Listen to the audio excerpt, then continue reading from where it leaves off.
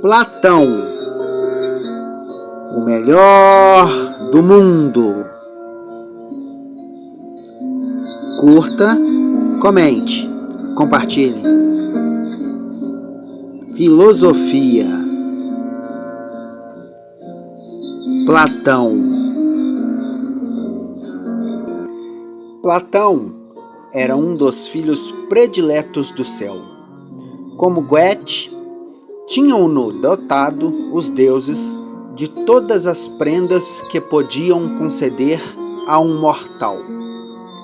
Nobre origem, pais ricos, boa aparência, um espírito são num corpo forte de atleta. Apelidavam-no Platô, dizia-se, em virtude de seus ombros largos, e um apaixonado amor pela sabedoria. Nesta procura do saber, veio, aos 20 anos, a receber a influência de Sócrates, que tinha, aquele tempo, 62 anos de idade, no ano de 407 a.C. Platão venerou Sócrates desde o princípio. Reuniu-se ao grupo dos jovens e brilhantes intelectuais que acompanhavam o Tavão pelas ruas da cidade e ouviam-o, assombrado e deliciado, picar os homens mais sábios de Atenas, forçando-os a admitir a própria ignorância. Quando Sócrates morreu, em 399 a.C., achou Platão conveniente sair de Atenas, pois os seus esforços para salvar o mestre tinham-nos colocado em evidência. Encetou uma jornada, a volta do mundo, isto é, o mundo conhecido àquele tempo. Quais os países que visitou, não poderemos dizer exatamente. É muito provável, entretanto, que tenha ido à Itália, onde travou conhecimento com a filosofia mística de Pitágoras, o fundador da matemática e o pai da música. De lá, disse que foi a Sicília, a Cirenaica, ao Egito, a Judéia e até as margens do Ganges. Se não visitou pessoalmente todos esses países, percorreu-os, de certo, com o pensamento, pois, ao regressar a Atenas, após uma peregrinação de 12 anos, tinha-se-lhe transformado o espírito, como que numa tesouraria de todo o saber acumulado no mundo. Sócrates, contudo, era ainda o seu mestre supremo. Desse momento em diante, dedicaria a vida ao ensino das verdades socráticas. Com esse propósito, abriu uma escola de filosofia no jardim público de Atenas, conhecido como a Academia. Sítio encantador, plantado de plântanos e adornado de templos e estátuas.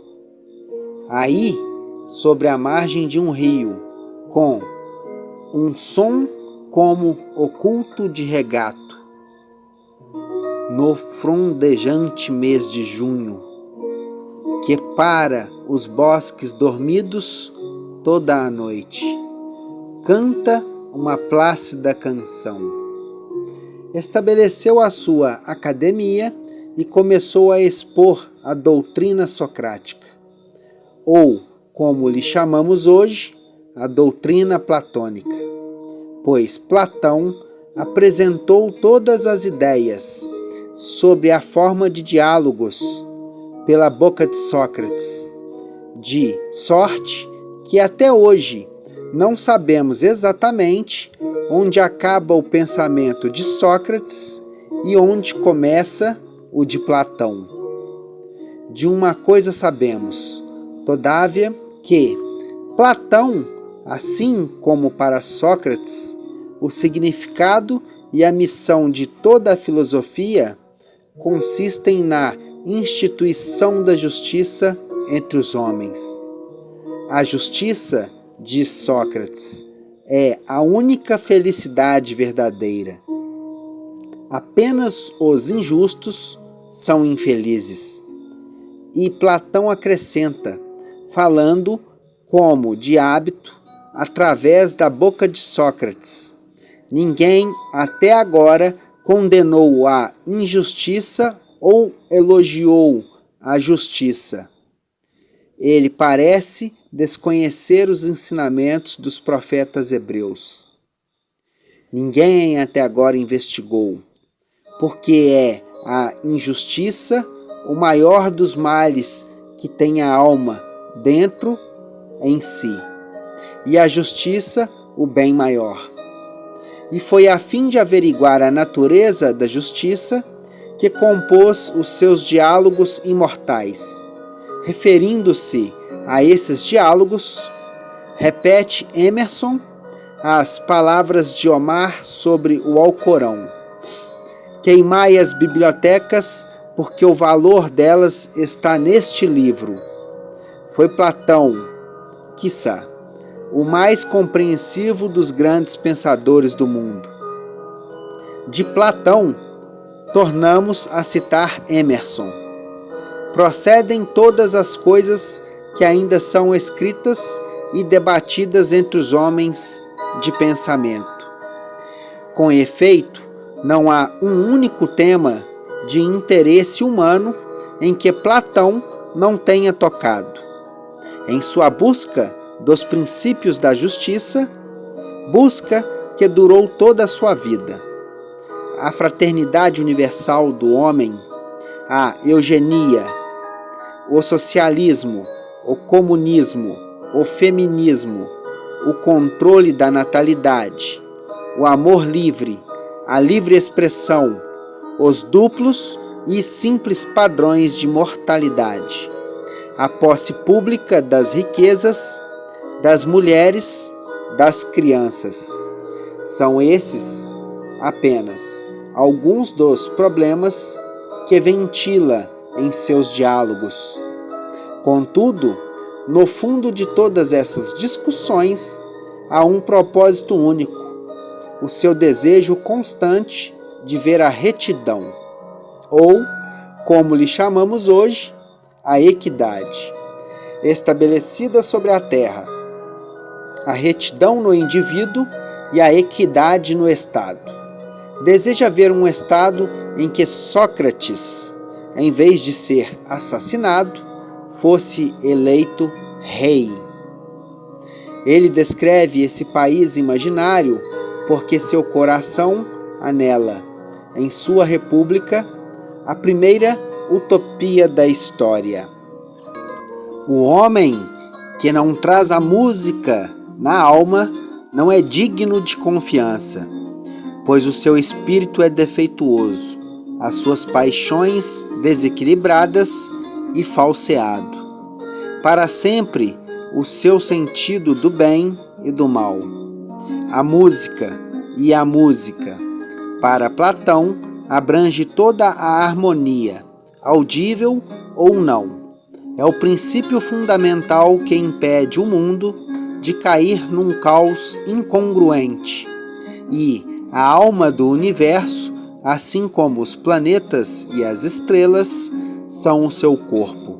Sem elas, seria a terra um carvão apagado e os céus um punhado de cinzas mortas. Os estudos dos números, segundo Platão, servia apenas para duas coisas: permitir ao filósofo entrever a unidade real através da diversidade aparente das coisas e permitir ao comandante militar dispor os seus soldados em pelotões, companhias e regimentos. São, portanto, os filósofos e soldados os únicos que necessitam de um estudo extensivo da matemática, segundo Platão. A esse respeito, não diferia dos outros gregos de seu tempo, que não se interessavam pelas invenções mecânicas ou pelo processo material, preferindo a especulação abstrata ao conhecimento concreto. Hoje aprendemos sobre Platão. Obrigado por assistir ao vídeo.